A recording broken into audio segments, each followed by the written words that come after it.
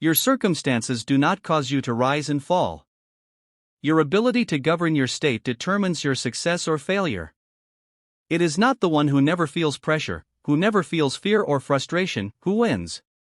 The winner is the one who experiences everything but reacts powerfully.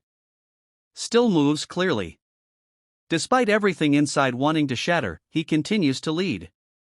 Emotions rule the majority of individuals. They aren't even aware of it. They believe they are making choices. They think they're doing logically. However, they are only responding to the underlying emotional stream. Their entire energy is altered by a single insult. They go into a tailspin after receiving one piece of terrible news. They crumble at a single delay or stressful time. They never practiced their response, not because they are weak. Your emotional processing has to be rewired. It is not suppressed. You do not act as though it does not exist. You don't give it the keys, though. It is led by you. You don't become it, but you feel it. You watch it, but you don't follow it. Power is that. That's what distinguishes those who do well under duress from others who collapse. Punches are still being thrown around the world. The day doesn't stop to consider your emotions. Just because you're exhausted, nervous, or overburdened doesn't mean that your timetable freezes. Successful individuals are taught, not emotionless. They have established routines, habits, and procedures. They take charge without waiting to feel wonderful. They act without waiting to feel at ease.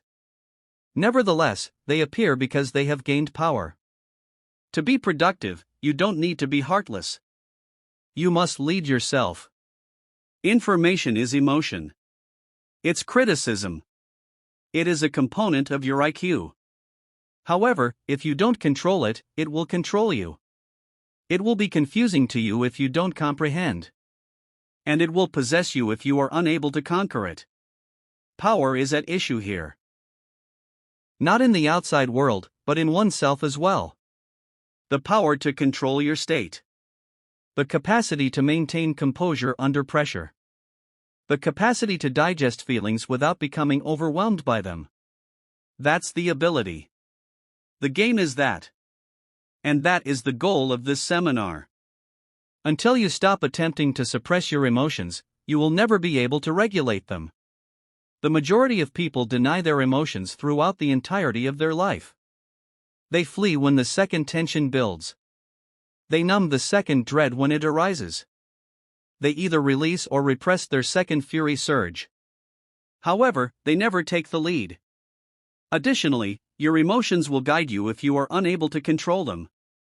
Your habits, relationships, routines, and conduct will all be influenced by them. You never trained another reaction, so they don't have to. Learning to feel without following orders is the first step toward emotional control. You have to be there for it. Breath. Awareness. When the old you tries to go, you have to remain in your body. When your nervous system begins to race, you calm it down. And there is just one pause at the beginning. Just one breath.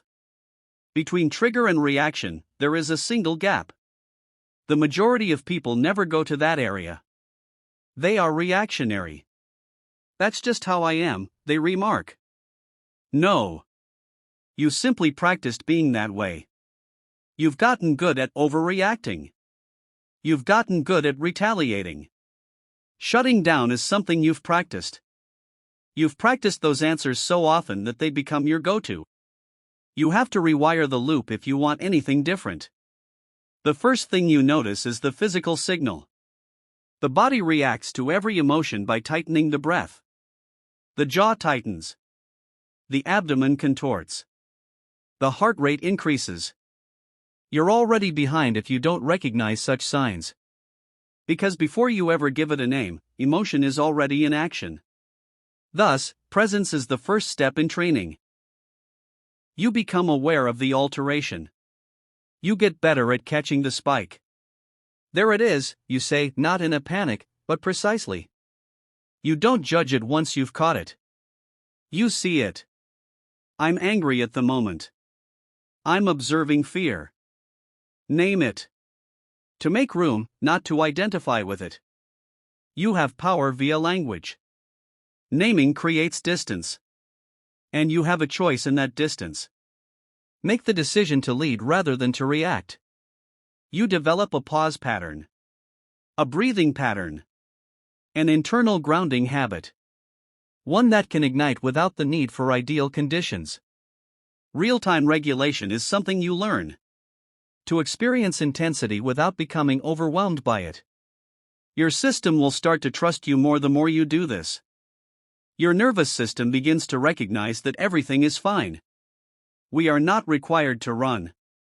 This has nothing to do with repression. To suppress is to avoid.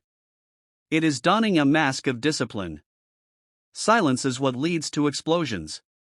Silence is not control. It's a decision. Feeling the wave and being upright is control. Holding tension while still breathing is control.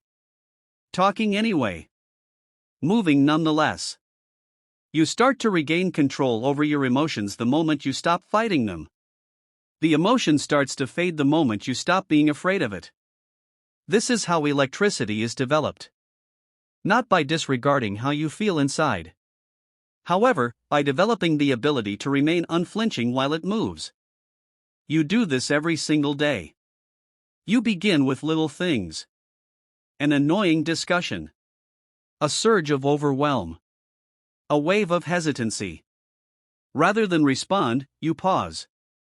Rather than letting out, you breathe. Rather than spinning, you ask yourself, what am I feeling? Where do I sense it? What tale is this feeling attempting to tell me? Because there is a story behind every emotion. They're wrong, the angry person says. Fear tells you that you are insufficient. You failed is what guilt says. You will act as though the narrative is real if you don't challenge it. Furthermore, anything you do will support a story that was never yours in the first place. Thus, you break the loop. You become truthful. I feel this way. The previous version of me would do this. However, it is no longer who I am. You don't have to correct the emotion. All you have to do is stop letting it control you. You get more steady the more you do that. The more stable your emotions become. Emotionally, most individuals are weak. Any increase in stress causes them to spiral. When their ego is challenged, they crumble. If there is any opposition, they go back to their previous habits. However, you're not like most individuals.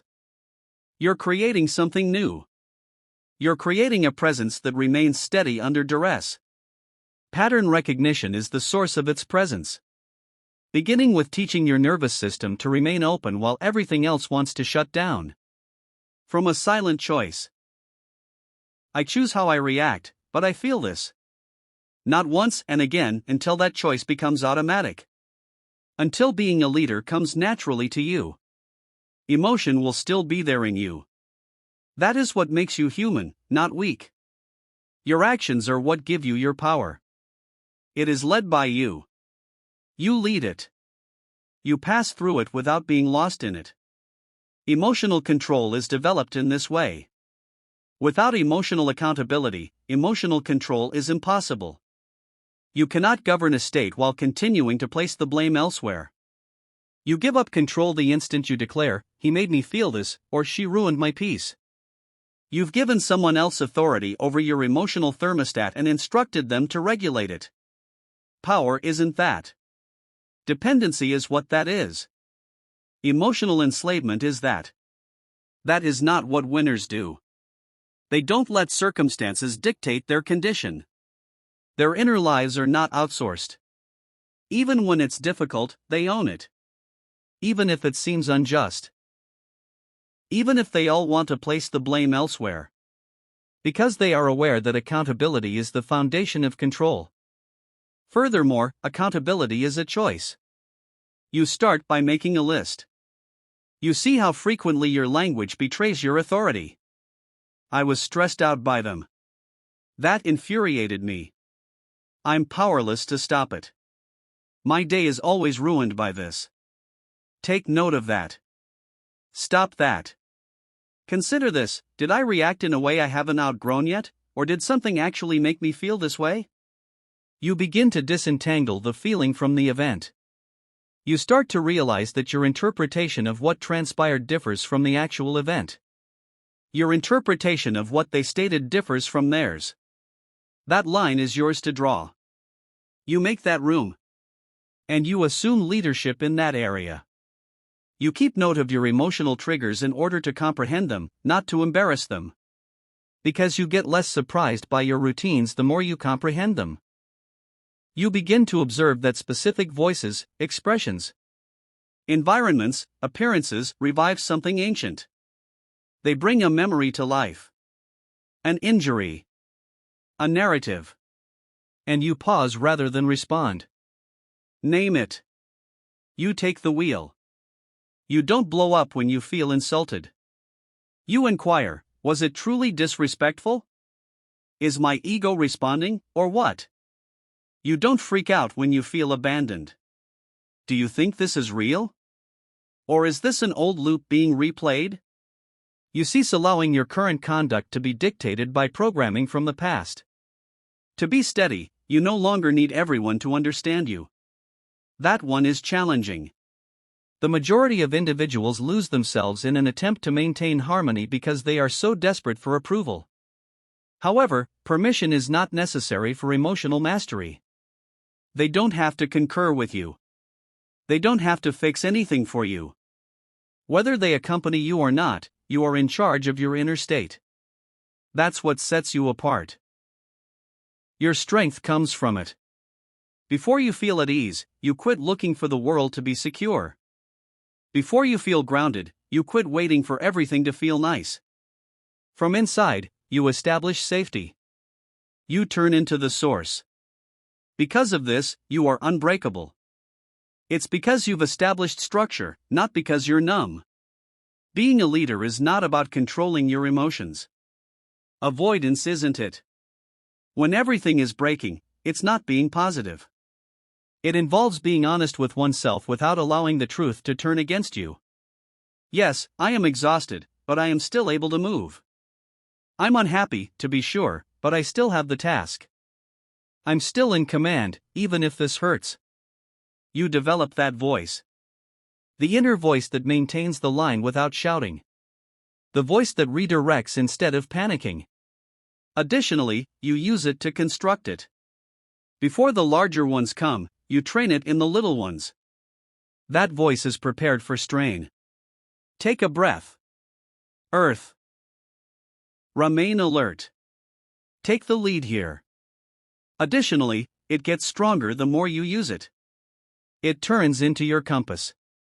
You are anchored by your values, whilst others are pulled by their whims.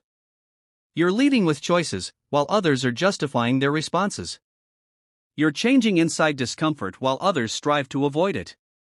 That change doesn't occur entirely at once. It has layers. You will continue to experience things. You will still be set off. But you'll bounce back more quickly. You'll stabilize more quickly. You'll talk more precisely. You will be able to move more clearly. Because your feelings aren't in control right now. Yes, you are. This has nothing to do with being chilly. It's about making things obvious. Avoiding feeling is not the aim. To channel it. To put it to use. To mold it. Anger turns into gasoline. Sadness turns into introspection. Fear turns into concentration. That is mastery. That mind has been rewired. Additionally, you don't waste time to emotional downward spirals while you reside there.